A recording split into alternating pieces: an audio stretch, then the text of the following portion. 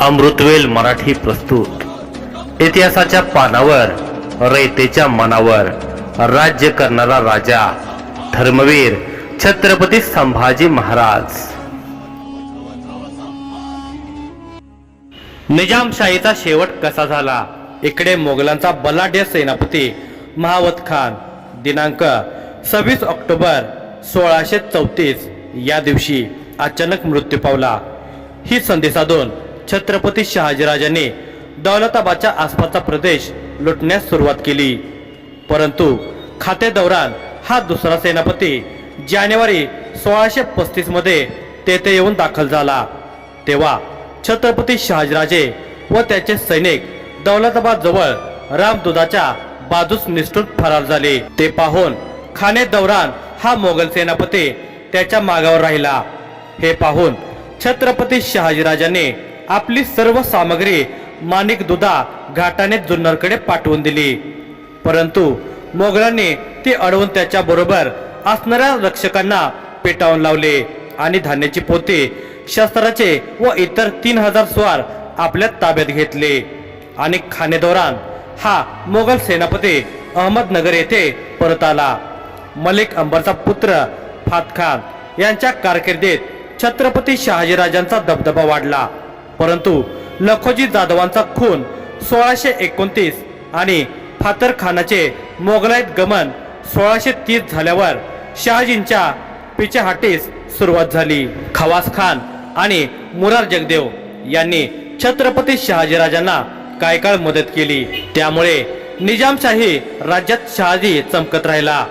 परंतु आदिलशाहीतील मुस्तफा खान हा खवास खानाचा प्रतिनिधी असल्यामुळे खवास खान आणि मुरार जगदेव यांचाही शेवट इसवी सन 1634 साली झाल्यावर छत्रपती शहाजीराजांनी 1636च्या ऑक्टोबर महिन्यात आदिलशाहीत प्रवेश केला।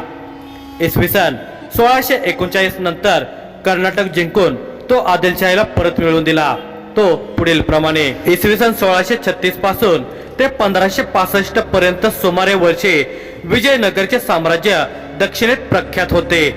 आदिलशहा आणि कुतुबशहा यांची मुसलमानी राज्ये विजयनगरच्या अनुक्रमे पश्चिमेस आणि उत्तरेस असल्याने त्या दिशेकडील राज्यांचा विस्तार संपुष्टात आला आणि फक्त पूर्वेकडेच विजयनगरचे राज्य वाढू शकले।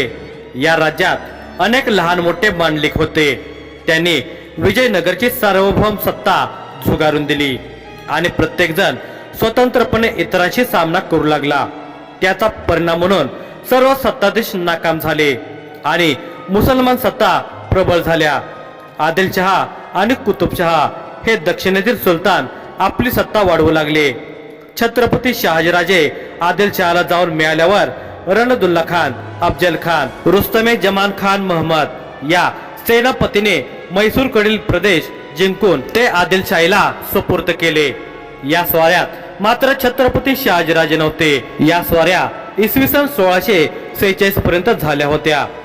इसवी सन 1636 मध्ये निजामशाही राज्य नामशेष होताच छत्रपती शहाजीराजे आदिलशाहीत दाखल झाले। विजापूरच्या नोकरीत असताना छत्रपती शहाजीराजांनी गोवळकोंड्यात म्हणजेच कुतुबशाही सुलतानकडे इसवी सन 1647च्या डिसेंबर मध्ये स्वरक्षणार्थ विनंती केली असता त्या छत्रपती शहाजींच्या विनंतीला मान देऊन कुतुबशहाने असे उत्तर पाठवले की आदिलशाहीचीच चाकरी इमाने इतबारे करा।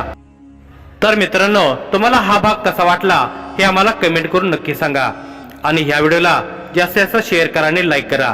आणि तुम्ही जर आमच्या चॅनलवर नवीन असाल तर प्लीज आमच्या चॅनलला सबस्क्राईब करा आणि अशाच नवनवीन व्हिडिओच्या नोटिफिकेशन येण्यासाठी बेल आयकॉन क्लिक करायला विसरू नका। धन्यवाद।